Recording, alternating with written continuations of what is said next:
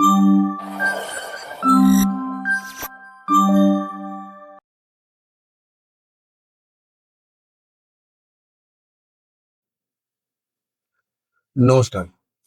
EPF এর আরো একটি নতুন মার্কেট চর্চার ভিডিওতে আপনাদেরকে সকলকে জানাই স্বাগত। আজকের যে মার্কেটটা ছিল একটা অন্য ধরনের মার্কেট ছিল। অনেকদিন পর এরকম মার্কেট দেখা গেছে যে মার্কেটের মধ্যে একটা পজিটিভ টেস্ট থাকা সত্ত্বেও মার্কেটের মধ্যে পরবর্তী ক্ষেত্রে সেকেন্ড ফেজে একটা ডাউন সাইড আছে এবং মার্কেট খুব সব প্রত্যেকটা ইন্ডেক্সই প্রায় ফ্ল্যাটে বন্ধ হওয়ার চেষ্টা করছে। তো মার্কেটের ওভারঅল পরিস্থিতি আমরা দেখতে পাচ্ছি যে ক্রুডের উপর একটা তো প্রেশার রয়েছে, প্লাস ওয়ার্ল্ডের যে নিউজ চলছে, ওয়ার্ল্ডের যে নিউজ সেগুলোর উপর একটা ইম্প্যাক্ট আমরা মার্কেটে পড়তে দেখছি। প্লাস আমাদের কোয়ার্টার অন কোয়ার্টার যে রেজাল্ট গুলো বেরোচ্ছে তার একটা ইম্প্যাক্ট তৈরি হচ্ছে এখানে। তো এরপর দেখবো আমরা কালকের মার্কেটটা কিভাবে প্ল্যানিং করব এবং আজকের মার্কেটে আমাদের যে পোস্ট অ্যানালিসিস মার্কেটের যে লেভেল গুলো ছিল সেগুলো কি করে কাজ করেছে আপনারা সকলে দেখেছেন। যে যে পয়েন্ট থেকে আমরা বলেছি যে এখানগুলো ভালোভাবে সাপোর্ট এবং রেজিস্ট্যান্স হিসেবে কাজ করে, মার্কেট ঠিক আজকে ওইরকম টাইপেরই কাজ করেছে। তার মধ্যে ক্রুশিয়াল পয়েন্ট ছিল হচ্ছে 24,244, যেটাকে আমি একটা মেজর সাপোর্ট হিসেবে বলেছিলাম। যদি ওটাকে ব্রেক করে আবার ফল হতো তাহলে একটা বড় ফল হতো বা ওখান থেকে আবার একটা বড় মুভমেন্ট আসার চান্স ছিল, সেটাই হয়েছে মার্কেটে।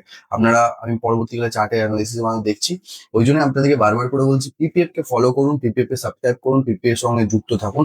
কারণ পিপিএফ এমন একটা প্ল্যাটফর্ম তৈরি করতে চলেছে বা আনতে চলেছে যেটা সম্পূর্ণ বিনামূল্যে এমন একটা প্ল্যাটফর্ম যেটা হচ্ছে যেখানে মার্কেটের ইনসাইট আমরা একদম ডট টু ডট পাওয়ার চেষ্টা করবো এবং দেওয়ার চেষ্টা করবো।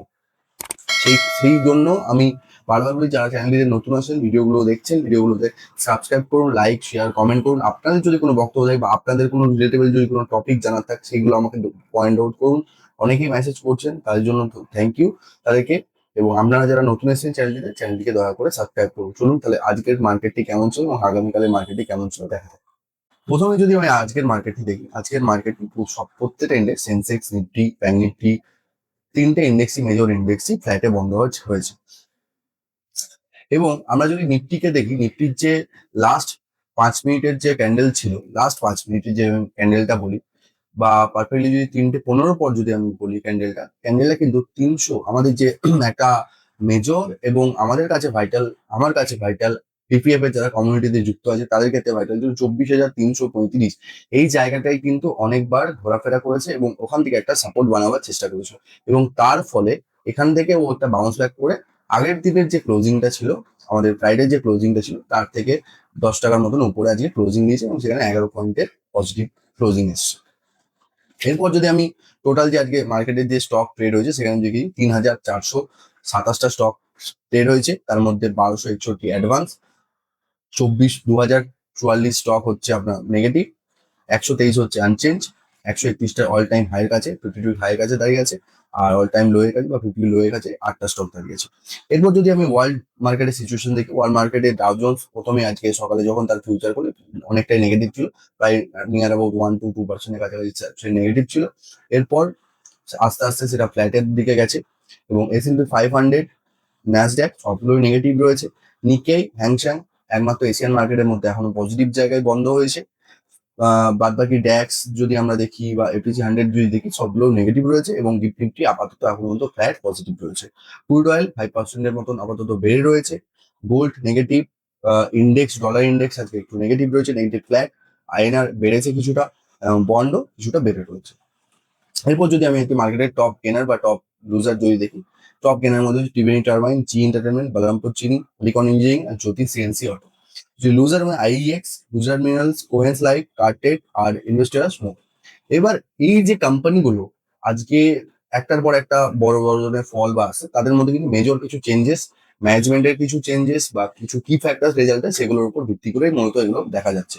এরপর যদি আমি টোটাল নিফটি হিট ম্যাপটা দেখি, নিফটিতে প্রায় সব স্টকই আজকে মানে 30% স্টক খালি পজিটিভ এর দিকে রয়েছে, বাদ বাকি 70% অন্য স্টক আজকে নেই।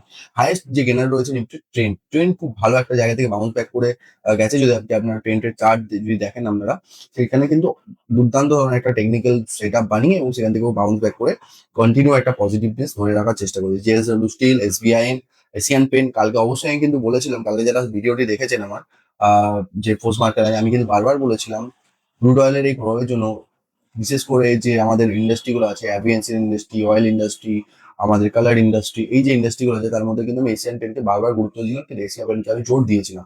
সেটা হচ্ছে এই জন্য আজকে এশিয়ান পেন্ট কিন্তু আমি দেখতে পাচ্ছি 2% মতন করে বেড়ে যায়। NTPC, Grasim, Bajaj finance, tata consumer এগুলো মোটামুটি একটা টপ গেনারের জায়গা, মানে ওয়ান অফ দ্য গেনারের জায়গায় রয়েছে নিফটি ফিফটিতে। সেক্টর পারফরমেন্স যদি দেখি, আমি যদি টপ ইনক্রিজিং আজকে যদি sector Nifty auto, bank, Nifty bank, আজকে আমার হচ্ছে PSU bank, Nifty oil and যে ন্যাচারাল রিসোর্সটা আছে সেই ইন্ডেক্সটা। এবং আমি যদি সবচেয়ে নেগেটিভ ইন্ডেক্স দেখি তাহলে হচ্ছে নিফটি আইটি যে ইন্ডেক্সটা আছে, স্মল ক্যাপ আইটি, সেটা। এরপর যদি আমি দেখি নিফটির আগের দিনের যে আমি চার্টটা দেখিয়েছিলাম আপনাদেরকে 1 ঘন্টা টাইম ফ্রেমে, একটু বড় টাইম ফ্রেমে যে চার্টটা দেখলাম, সেখানে আমি বলেছিলাম এই যে আমি ট্রেন লাইনটাকে বলছি, সেই ট্রেন লাইনটা কিন্তু একটা সাপোর্ট অ্যান্ড রেজিস্ট্যান্সের কাজ করবে।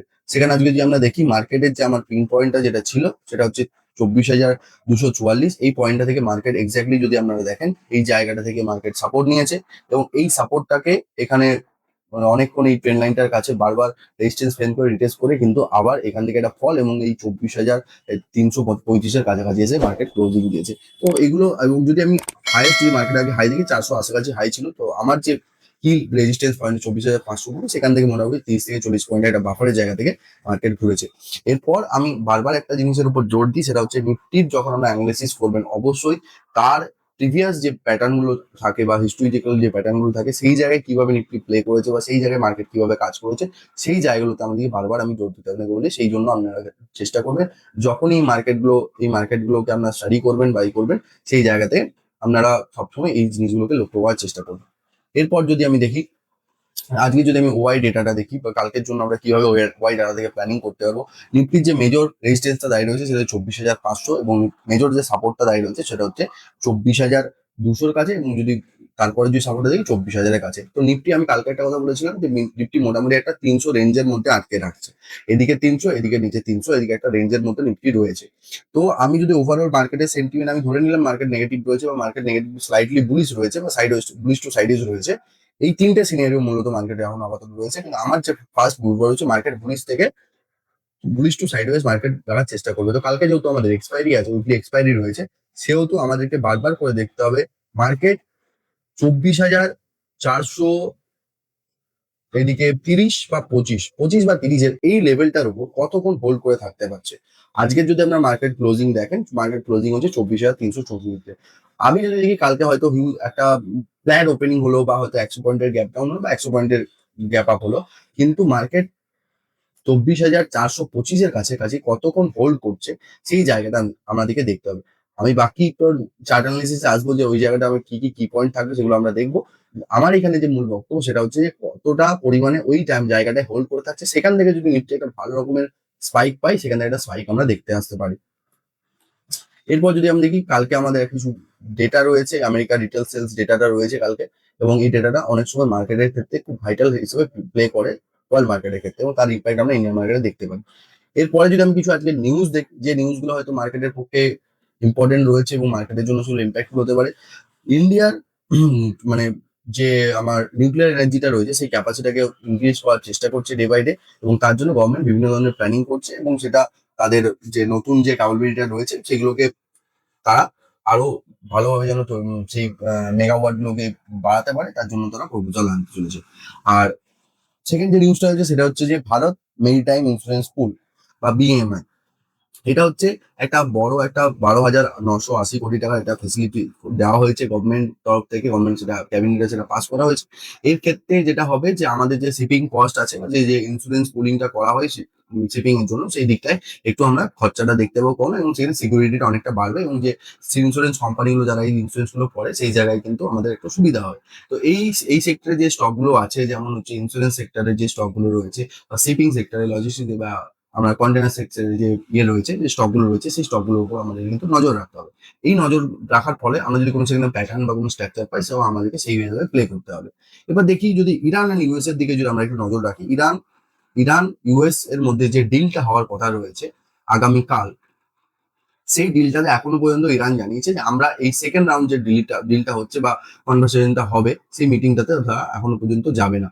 এবং কিন্তু আগের বার আমরা দেখেছিলাম তারা প্রথমে বলেছিল যে আমাদের কোনো ডেলিগেট যাবে না, কিন্তু পরবর্তীকালে আমরা দেখেছিলাম লাস্ট টাইমে তারা ডেলিগেট গেছিল এবং তাদের ফরেন মিনিস্টার গিয়ে অনেকটা বড় একটা লেন্দি প্রায় একদিনের একটা টোটাল কথাবার্তা বলার পরও কিছু ডিল থেকে সেরকম কিছু বেরিয়ে আসেনি। তো এই ক্ষেত্রে দেখা যাক কি হয় এটার দিকে। এবং যে তাদের মেইন একটা বলতো যে তারা ইউরেনিয়াম নিয়ে কোনো রকমের কোনো সমঝোতায় আসবে না। এবং তাদের যদি হরমুজ তাদেরকে খুলতে হয়, ইউএস এর যে টোটাল যে ব্লকেট আছে তাদের পোর্টস, তাদের স্টেট অফ হরমুজ, তাদের নেভেল ভেসেল যেগুলোর উপর তাদের নজরদারি আছে সেগুলোকে পুরোটাকে সরাতে হবে। এটা হচ্ছে তাদের মেইন বক্তব্য। এরপর সেকেন্ড যে নিউজটা হয়তো খুব একটা ভাইটাল নিউজ হতে পারে বা আপকামিং কিছুদিনের মধ্যে হয়তো এটাও একটা বড় রূপ হতে হতে বলছে, সেটা হচ্ছে ইউক্রেন আবার রাশিয়ার 3-4টে অয়েল রিফাইনারি এবং একটা পোর্টের উপর অ্যাটাক করেছে। এই অ্যাটাকটা যখন হয় তার কিছুক্ষণ আগে ইউএস এর যে হোয়াইট হাউস আছে সেই হোয়াইট হাউসে একটা গুরুত্বপূর্ণ মিটিং চলে যে আপকামিং যে ওয়ার সিচুয়েশন চলছে ইরানের সঙ্গে কিভাবে কি ডিল করা হবে। এবং সেখানে প্রত্যেকটা সেনাবাহিনীর প্রত্যেক যে বড় বড় কর্তারা ছিলেন সেখানে উপস্থিত ছিলেন। এবং সেখানে মার্কিন প্রেসিডেন্ট ডোনাল্ড ট্রাম্প ওখানে ছিলেন, তাদের যে ফরেন মিনিস্টার, যাদের সিকিউরিটি অফিসার, তাদের যে প্রতিরক্ষা মন্ত্রী তারা ওখানে ছিলেন। এটা সেই মিটিংটা শেষ হওয়ার পরে পরে ইউক্রেনের উপর একটা ইউক্রেন রাশিয়ার উপর কিছু কিছু ড্রোন অ্যাটাক করে কিছু কিছু অয়েল ফিল্ডে এবং কিছু কিছু পোর্টে। সেই পোর্ট এই অ্যাটাকটা যখন হয় তখন অলরেডি একটা সারা বিশ্বে একটা এনার্জি ক্রাইসিস রয়েছে এবং দেখা যাচ্ছে যে রাশিয়া সেই এনার্জি ক্রাইসিসটাকে আস্তে আস্তে হালকা করার জন্য তাদের যে তেল রিজার্ভ গুলো আছে, তাদের অনেক অনেক দেশে যে স্যাংশন লেগেছিল আমেরিকা, সেই স্যাংশনটা আমেরিকা তুলে কিন্তু রাশিয়ার অয়েলকে সেখানে যাওয়ার একটা রাস্তা তৈরি করে দিচ্ছে। কিন্তু এই যে অ্যাটাকটা হলো এই অ্যাটাকটা কিন্তু কোনোভাবেই একটা এই এই সিচুয়েশনে কাম্য ছিল না এবং সেই জন্য কিন্তু আমাদেরকে এই জিনিসটার উপর নজর রাখতে হবে, এই সিচুয়েশনের উপর নজর রাখতে হবে যে আপকামিং ডেসে। এবং আমি বলছি কি এখন যেরকম হয়ে গেছে না, যে জলের চেয়ে তেলের দরকার বেশি হয়ে গেছে, তো যেহেতু জলের প্রাইসের চেয়ে তেলের প্রাইস এখন আস্তে আস্তে আপাতত দৃষ্টিতে দেখা যাচ্ছে। আর যারা যারা ক্রুড বা কমোডিটিতে কাজ করেন, আমি যেটা চার্ট দেখে দেখতে পাচ্ছি যে ক্রুড এবং কারেন্সি এই দুটো জায়গায় কিন্তু আপকামিং একটা টাইমে মানে ধরে নিন আমি বলতে পারি 7 থেকে 10 দিনের মধ্যে একটা ভালো রকমের একটা সুযোগ আসতে পারে। কোনো সাইডে বলছেন আপসাইড বা ডাউন সাইড, বাট ভালো রকমের একটা পোটেনশিয়াল আসতে পারে এখান থেকে, এই দুটো জায়গা থেকে। সেখান থেকে আমরা সেই চার্ট গুলোকে আমরা স্টাডি করবো। এরপরে যদি আমি দেখি যে আমি তো বারবারই বলেছি নিফটি এখন ফ্লাইট বুলিশ টু সাইড ওয়েজের মতন রয়েছে এবং আমার যে কি প্লেয়ার জায়গাটা 24,335 আর 520 এই এক্সপাইরিটার জন্য মানে কালকে পর্যন্ত এই জায়গাটা আমার ভাইটাল। এর মানে ফার্দার আপসাইড মুভের জন্য 520টাকে ব্রেক করতেই হবে। আর ফার্দার যদি ডাউন সাইড আমাকে প্লে করতে হয় 24,335-এর নিচে নিফটিকে একদম ড্রাস্টিক্যালি ফল করে ক্লোজ দিতে হবে, এটা আমার হচ্ছে টার্গেট। সেটা হচ্ছে, এবং আমি যদি যে সেক্টর গুলো যদি আমি দেখি, যে আমি যেটা বললাম যে শিপিং এন্ড লজিস্টিক যে সেক্টরটা রয়েছে সেই সেক্টরে কিছু কিছু স্টক এই মোমেন্টামে যদি সেখানে কোনো ধরনের একটা প্যাটার্ন আপনারা দেখতে পান সুইং এর জন্য বা ইন্ট্রাডের জন্য, সেগুলো আপনারা অবশ্যই ওয়াচ করবেন। এবং আপনারা যদি সেইখান থেকে কোনো স্টক দেখতে পান এবং সেই স্টকগুলো থেকে আপনারা দেখবেন যে স্টকগুলোর মধ্যে কতটা কি পোটেনশিয়াল রয়েছে এবং তার যে বেনিফিটের জায়গাটা রয়েছে এই টোটাল একটা সিচুয়েশন থেকে, যে প্যানিক সিচুয়েশনটা চলছে বা যে নিউজগুলো সেখান থেকে তারা কিভাবে বেনিফিট হতে হবে সেটা অবশ্যই একবার স্টাডি করে নেয়। এরপর একটা ভাইটাল রেজাল্ট রয়েছে 24 তারিখে, রিলায়েন্স ইন্ডাস্ট্রি রেজাল্ট রয়েছে। এই রেজাল্টটার দিকে আমাদেরকে নজর রাখতে হবে। এরপর আমরা একটু নিফটির ডিটেলস চার্টটা একটু দেখে নেব। দেখুন, যদি আজকে আপনারা নিফটির যে চার্টটা রয়েছে সেই চার্টটা আমি যে কালকে যে চার্টটা দেখিয়েছিলাম আপনাদেরকে, তার যদি এই জায়গাটায় আপনারা দেখেন 1 ঘন্টা চার্টে যে জায়গাটা আমরা দেখতে পাবেন, যে 1 ঘন্টা আমার মেইন একটা আমি সাপোর্ট বানিয়েছিলাম, সেটা হচ্ছে 24,275। এই চার্টটার এই যে জোনটা ছিল, এই যে ট্রেন লাইনটা ছিল, এই ট্রেন লাইনটার সঙ্গে এই জোনটা কিন্তু খুব একটা ভাইটাল জোন ছিল, আমি বারবার বলেছিলাম। এই জোনটা থেকে যদি রেজিস্ট্যান্স ভেঙে যদি একটু নিচে আসতো অনেকটা বড় ফল হতো এবং এখান থেকে সাপোর্ট নিয়ে কিন্তু মুভটা এসেছে। প্রায় এখান থেকে সাপোর্টটা নিয়ে যদি আপনারা দেখতে পারেন, এই সাপোর্টটা থেকে এই যে 200 পয়েন্টের একটা র্যালি, 230-40 পয়েন্টের যে র্যালি, সেইটা কিন্তু এই লো লেভেল থেকে এসেছে। তো আমরা দেখেছি যে এই লেভেলটা কিভাবে কাজ করেছে এবং তারপর যে এই যে ট্রেন লাইন যে রেজিস্ট্যান্সটা ফেস করেছে সেখান থেকে আবার কিন্তু ড্রাস্টিক্যালি এই লেভেলটাতে এসে ফল করেছে। তাহলে এই লেভেলটা কতটা গুরুত্বপূর্ণ ছিল আমাদের কাছে স্পষ্ট হলো। এরপর যদি আমি একটু ছোট টাইম ফ্রেমে দেখি, ছোট টাইমে কিভাবে প্লে করছে, আমি যদি এই জায়গাটা আপনারা ভালো করে দেখেন যে এখান থেকে একটা সাপোর্ট দিল, সেই সাপোর্ট থেকে আবার একটা রেজিস্ট্যান্স এই 24,335-এর কাছাকাছি এবং সেখান থেকে একটা বাউন্স এবং সেই বাউন্সটা গিয়ে এখানে একটা 24,480-র কাছাকাছি হাই করে আবার সেখান থেকে ফল। এই যে আমি ক্যান্ডেলটা বলছিলাম আপনাদেরকে 24 মানে 3টে 15-20 যে ক্যান্ডেলটা আমি যেটা বলি, 3টে 20 যে ক্যান্ডেলটা 15 পর থেকে যে 20 ক্যান্ডেল আছে, এই জায়গাটা কিন্তু বারবার ঘোরাফেরা করছিল, তার উপরে গিয়ে সেখানে গিয়ে ক্লোজ দেওয়ার চেষ্টা করেছে নিফটি। তো এইটা ছিল আমাদের আজকের প্ল্যান।